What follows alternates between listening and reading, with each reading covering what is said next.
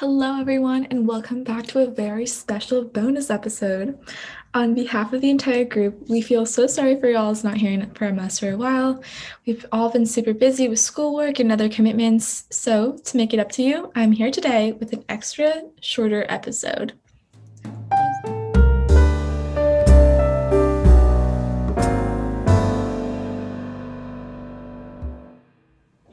Happy late May. It's Mental Health Awareness Month.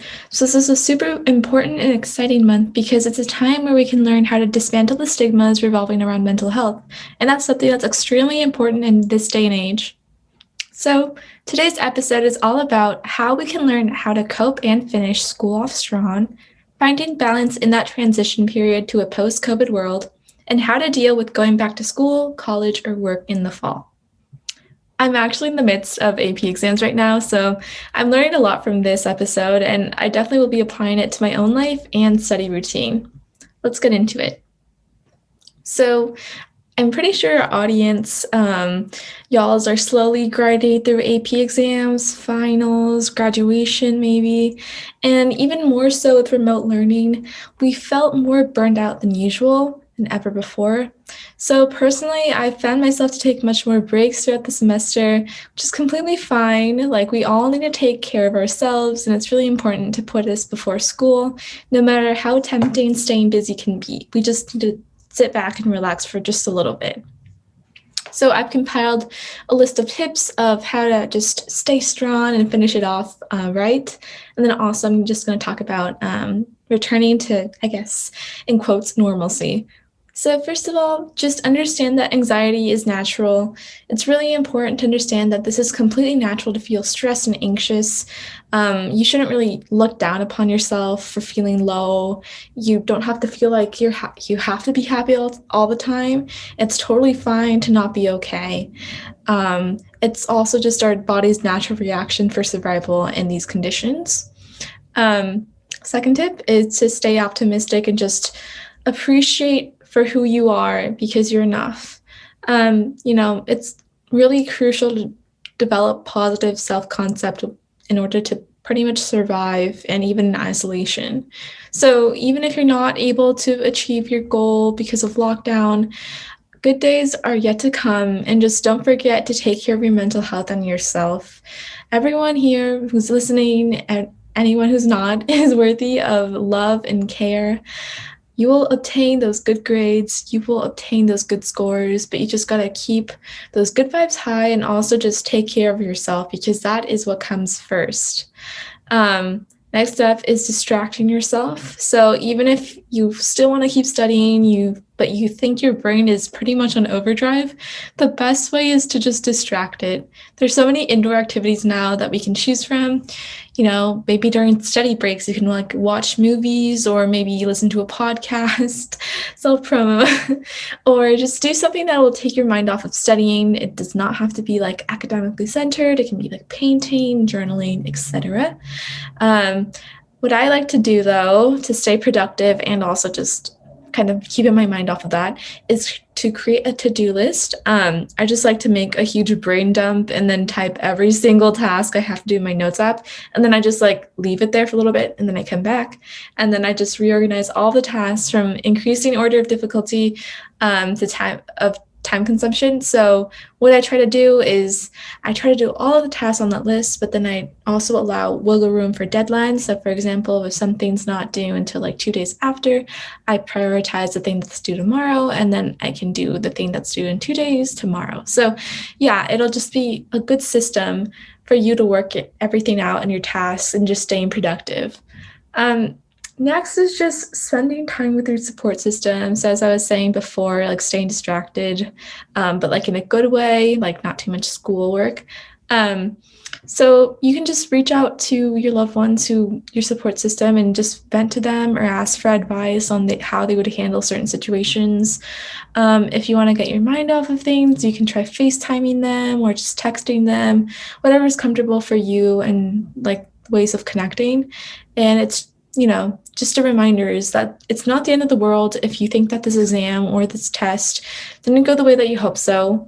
life goes on, and when you look back on this time, you're going to remember all the joyful memories. So remember to take breaks while studying and savor that growth period that you're in, and just remember and cherish all those memories with your loved ones, because that is also very important, rather than studying for an exam. And I guess just like moving on a little bit in the future, this is a short episode, so now we're just moving on to that other aspect of returning to quote unquote normalcy. Let's think about a post COVID world. So in March of last year, I used to really long for those days, but now, like being at home more often, there's really that small sense of dread when I just realized that the return to normal / going to school in person is soon. And I'm like, oh my goodness, it happened so quickly. But first of all, before going to school or work, just make sure to have a game plan before heading out. So what that means is like, if you're kind of longing to get outside, or if you're feeling a little bit overwhelmed about that, it's helpful to set clear expectations for just how long you'll be out and what you like plan on doing. So just kind of to anticipate what's going to happen when you're outside. So for example, even if like you're not at school or work, or if you're shopping, it might be useful to kind of call ahead or look at like Google Maps. They usually have like little things that say how busy it is right now.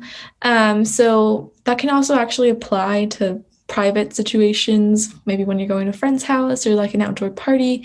You can ask, oh, how many people are meeting, and if it's indoors or outdoors, and is everyone vaccinated or not? Because it's just important for you. I think it's just like a personal matter, and I think it's really beneficial for you to see what's going on before you actually get into it. Next up is turning to positive psychology methods. So a positive mindset can really be life-changing for anyone, but particularly for those struggling with a number of mental health problems, such as depression, anxiety, and other issues. But realistic optimism and thoughtful actions, they can help shape your experience of the world. And in this case, they can help you take that first grounded step outside. So I guess a couple of tips here is something called laughing yoga, which is a real thing, and that's actually proven successful results. Also, writing gratitude journals is amazing. Meditating, even just for 10 minutes, I do that every single day. I always feel so relaxed and just ready to tackle the day.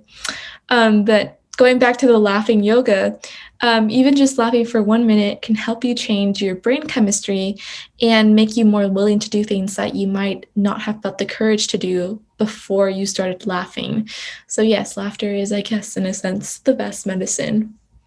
Also, just make sure to reconnect with yourself.